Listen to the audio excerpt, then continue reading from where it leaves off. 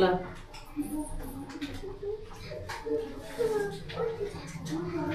একটা রুটি খেলে গরম খাইলো আলু সিদ্ধ করুন লাগতো ভাবি।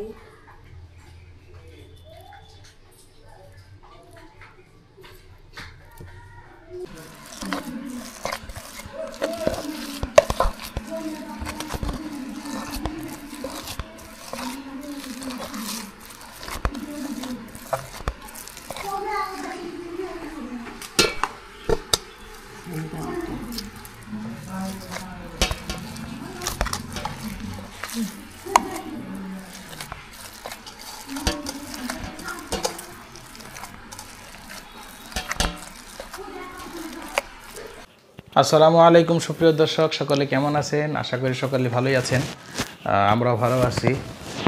তো আজকের ভিডিওতে আপনাদেরকে স্বাগতম।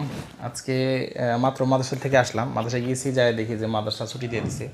কয়েকদিন যাবৎ বৃষ্টি হইতেছে, তো এই জন্য মাদ্রাসার মাঠ পানি দিয়ে ভরে গেছে, এদিক দিয়ে মোটরটা নষ্ট হয়ে গেছে। এরপরে মাদ্রাসার যে বাথরুমগুলো আছে সেগুলো একটু নিচা, এই জন্য ওগুলো পানি দিয়ে ভরে গেছে। তো পানির ব্যবস্থাও নয় মাদ্রাসায়, এরপরে বাথরুমগুলো নষ্ট হয়ে গেছে, এই জন্য মাদ্রাসা ছুটি দেওয়া হয়েছে। আজকেও ছুটি, কালকেও ছুটি, একবার শনিবারে খুলবে। তো এই জন্য মাদ্রাসা থেকে চলে আসলাম।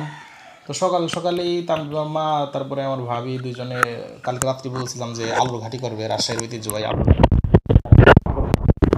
কিছু ভিডিও করছে, কিন্তু এরপরে মোবাইলে চার্জ শেষ হয়ে গেছিলো, কিন্তু ওরা খেয়াল করে না যে মোবাইলে চার্জ ভিডিও হইতেই চার্জ শেষ হয়ে গেছে। তো এখন আমাকে বললো যে চার্জ শেষ হয়ে গেছে, তো এই জন্য আমি নতুন একটা ব্যাটারি লাগাই দিলাম। এখন আবার ওই আলু ঘাটি করার ভিডিও করবে ওরা। কি বাবা, মুখে দেনা এই যে শুধু এই কাজই করে তামরিমা তাওহিদা দুজনই আমার এই মাইক্রোফোন নিয়ে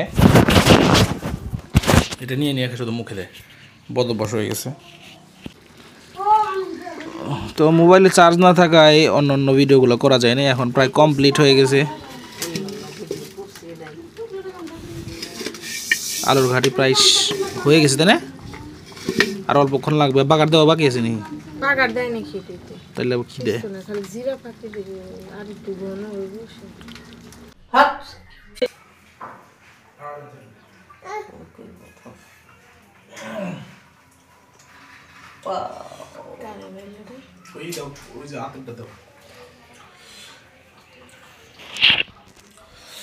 তো দর্শক, ফাইনাল স্টেপ এখন জিরার গুঁড়া দেওয়া হচ্ছে। সর্বশেষ এই জিরার গুঁড়াটাই দেওয়া হয়। জিরার গুঁড়া দেওয়ার পরে শুধু নাইরা একটু মিশাই দিলেই রান্না কমপ্লিট। তো আমাদের ঘাটি কমপ্লিট। এখন আমি যে খাইতেছি অলরেডি রুটি দিয়ে।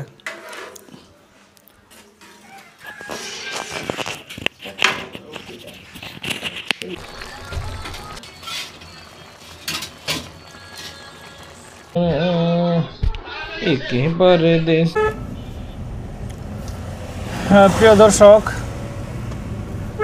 কিছুক্ষণ আগে তামরিমা এবং আমার ভাবি ভাতিজিদেরকে নিয়ে পোড়া মুরগি খাওয়ার জন্য আসছিলাম।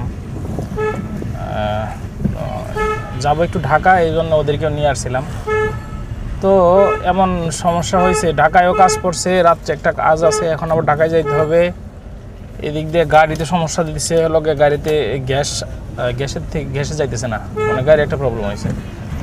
আবার বৃষ্টির ভিতরে যে সামনের যে কাজটা আছে, সামনের কাজ কালকে একটু কস্টিপ লাগাইছিলাম 2-3টা, এই জন্যে এই কস্টিপের আঠার কারণে সামনের কাজগুলো হয়ে যায়, এবং ওয়াইপারেও কাজ করে না, এই একটা সমস্যা।